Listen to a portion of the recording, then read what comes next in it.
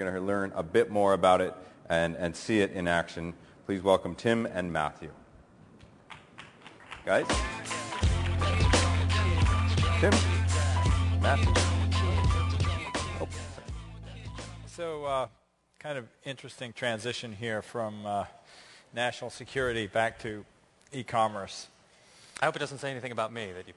Well, it says actually there are kind of a lot of things about your story that are very relevant.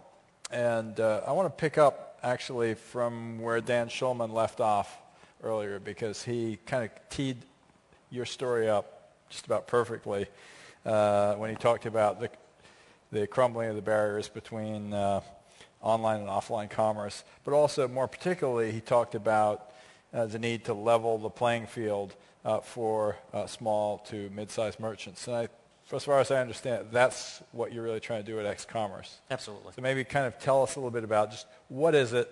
We heard about it from John Donahoe yesterday, but I'd love to have you drill down a little bit more, talk about your developer story, and just really what is it that you're offering and why. Yeah. So if we look at X.Commerce, fundamentally it's an open commerce ecosystem. Within there's the notion of an open commerce operating system. And the recognition was that with the technology horizon advancing faster and faster all the time, merchants simply couldn't keep up. You mean Amazon can't keep up, or you mean... I would say people who are spending, say, $250 million on technology R&D. I mean, a classic retailer. So if we look at those retailers and just the amount that they're spending, imagine this explosion. If they miss on any one point, social, local, mobile, digital, if they miss, they're missing a massive amount of their clientele because the adoption of technology by the consumers is with or without a merchant. Mm-hmm. So if you look at it from a necessity, they need a technology partner who's not competing against them, on which they can build and on which they can extend. So you're talking about everything from sort of mom and pop storefront up through $100 million companies who are saying, we've got to compete in this online world. We've perhaps been pretty successful offline, but we really just don't know how to do this online thing. And you're basically saying, okay, we're bringing a set of assets to you to level the playing field. Yeah, and I would go beyond just a set of assets, and I would say a developer network. Mm-hmm. So we have over 800,000 folks in our developer community worldwide. So when you're looking at it, it's not just a retailer needing the basis of technology. It's not just needing the spend. But when a developer wakes up in the morning, oftentimes they're not dreaming of working in a retail shop as a technologist. So bringing this open network of developers to these merchants so they can partner with them and extend past the horizon to create a differentiated product or a differentiated customer experience, that ends up being hugely important. So maybe you can just unpack a little bit what it is that X.Commerce offers. I'm a merchant and I want to, kind of figure out what I'm going to do next to take advantage of it. What am I going to do? You bought Magento, you bought Milo, you bought Red Laser, PayPal. Milo. You have all these different pieces, but how do they all come together in X.Commerce? Right. So there's two major products that we have within X.Commerce. The first one is Magento, which is a storefront. It's open source. It has a massive developer community behind it. Something like 5,000 apps. Yes, so right around, actually, we just clocked 5,000 applications or extensions. And then if you look at the other, it's a fabric, so we call it the X.Commerce fabric. Think of it as like a message bus meets an integration framework.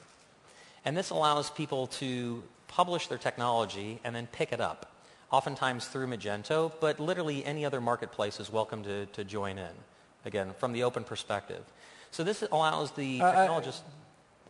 Let me stop you a little bit here, Matthew. This sounds like features. Tell me about benefits. Like I'm a merchant. What makes what gives me the leverage out of what you've got? Okay, so let's take the original question, and we'll exemplify that. So you said, what happens with this notion of online and offline? I want to sell to somebody. How do you help me increase my my revenue? Pre-smartphone.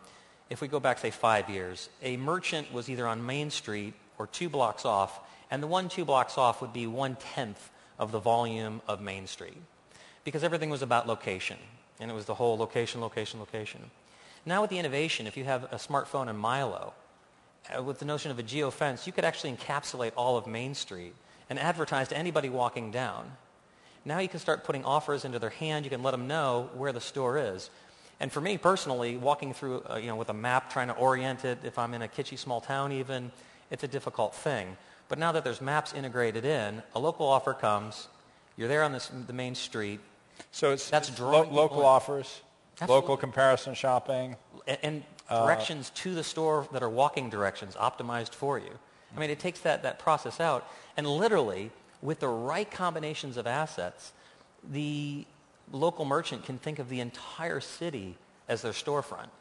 But you can only do that if you're able to program it, if you're able to start looking at the consumer behavior in that, take that information, and then put it into these various channels. So your vision is to help us get away from a world in which it's dominated by a few very large online retailers. I just can't imagine. It's such a boring world. Right. I mean, to me, the main street, when you're walking down and you're surprised by things, that serendipitous experience, that to me is hugely fun. That's the vibrancy of commerce.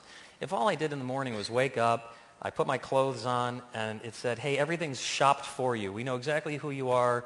We knew what you were going to buy anyway. There it is on your doorstep. What would I do with my time? I mean, shopping is a huge entertainment form for so many people.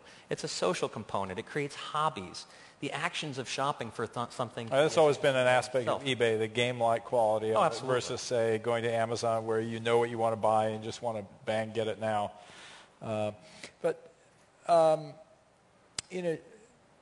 Any success stories so far? Oh, absolutely. Yeah. Soccer Pro, just right down the street.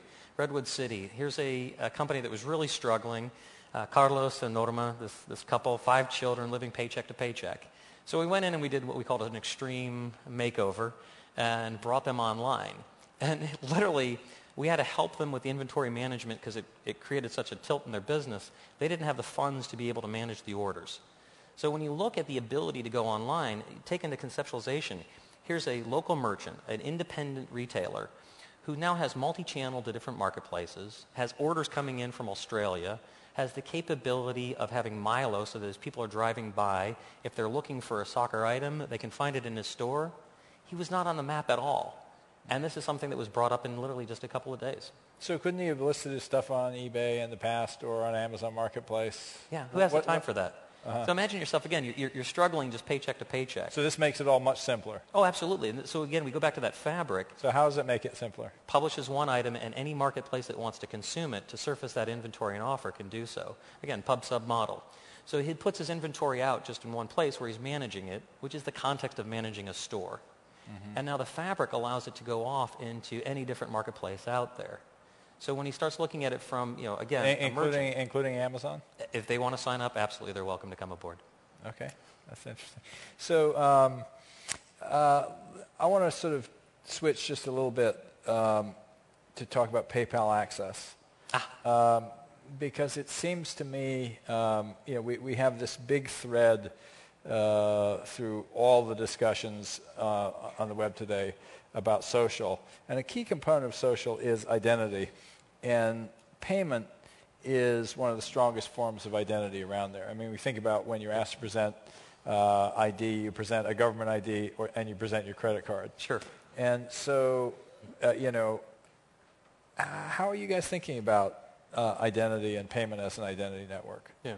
So we absolutely look at it as complementary to elements like social IDs. But when we look at the experience for a merchant, we take it in that context. The holy grail for a merchant is a first customer experience. They walk into the store, they're given a great deal, they're given a discount. People will lose money on that first experience if it sets up a long-time customer. On the internet, that wasn't possible because every form of identity. Sure it was. I mean, Amazon has made a career out of investing below cost to acquire customers who they then monetize over time. Netflix, same thing. I'll only say differently. For Carlos, it wouldn't have been possible. Okay. So if we look at a store that doesn't have the sophisticated data analytics. So that is part of what you're offering then is this persistent identity that allows you to build a longitudinal relationship with a customer when you're a small merchant. I mean, you can finally say welcome to your customer before you know who they are. You can have the security knowing up to a payments identification that this person's unique. And in PayPal, it's extremely difficult. I mean, we do so much to know your customer. that, again, I can't imagine a better identification on the planet online to tell somebody this is one person and they're not coming back from a different means. There's absolutely no way that you could game the system from a technology perspective where you're trying to generate counts automatically. That just simply doesn't happen within the PayPal ecosystem. So now you're giving that wonderful advantage to the merchants along with the capability of having a commerce profile. So imagine as developers can start adding assets to this, basically linking in data. Now I can share my size. I'm a 34-28 for the record. I could pop that in, and I don't want to see other pants. And if they don't have these ones available... So is this going to get added into like a PayPal profile, various characteristics of you as a shopper? We'll call it, PayPal Access customer profile, but it's something, again, that I can put that information in there. Does it just accrue over time, or is it manual? So for example, I buy things and you notice my size, or do I actually have to specify it? When we release it in this next year, I'll have it aggregate, and it'll be your choice. Again, PayPal never shares information about you, but you can choose to put it in there and make it available to you. Oh, absolutely. I mean, you do switch once you start using a service like that from, they're sharing information about me to, oh, damn, why aren't they sharing that information about me? I don't want to fill out that form again. The last thing you want to do is go through and put in your address and all these things. Yeah. And really, so much of preferences are the same way. My physical shape, I'm not growing any taller than I am right now today. So to be able to just go into a store and have all the inventory there customized for me optimizes my shopping experience. That's right. So you'll basically get data to fit your frame. Absolutely. It's a bad joke. I should have not gone there. I'll stick to my weight. It's safer. Yeah. Talk to me about adoption. I mean, how do you see the adoption curve for you? Is it driven by consumers, by merchants, by eBay's existing customer base, by PayPal's existing customer base? How are you going to turn this on? So the demand curve was shocking. We announced it last week at Innovate, and the line is now longer than we can process. So you have to validate that the merchant is a valid merchant as if they were a... This is the merchant line. Correct. Yeah. So the merchants, if they look at it, reduction of friction equals growth of commerce mathematically. Yeah. If you reduce a frame, it's absolutely proven that you reduce friction, you increase sales. Sure. That's it. I remember actually I heard this from Osama, who your former colleague who's now over at Google. He says, the reason why people take different forms of payment is to increase sales. Absolutely. And that is in fact the key goal there. So the nice part is we've added down to 2 chunks of JavaScript that you add into your site, and then we're working on optimizing it so you only have to log into PayPal one time. Oh, good. That's very good. That's coming forward. Yeah. So the early adopters are willing to use it just to reduce the time frame. If you go to tinypay.me, they used it for account creation. Nearly 2 clicks and you have an account on their site. Information's provided, much simpler format. Speaking of 2 clicks, is 1 click in your way on this?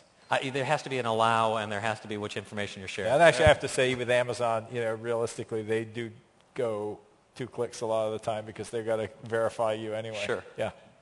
All right. Well, listen, I think we're out of time, but I'm excited about this because I've always been a fan of the little guy, and I've been worried about what's happening to Main Street. It's been happening for years and years with, big retail chains and then online, and I watched it in, the publishing industry, for example, as bookstores disappeared. It's not, there's absolutely fantastic advantages to online and big online retailers, but it'd be great if we could get some of the benefits of both. Yeah, the teaser trailer will be, we look forward to opening up the data as well, because I think first technology, and then how do you help the small guy with the data? Good luck to you, and I hope you get lots more developers working on this. Appreciate it. Okay, thank you. Thank you. All right. So we're now going to the break. Break is sponsored by Yahoo. We'll reconvene at 4:10. Thank you very much.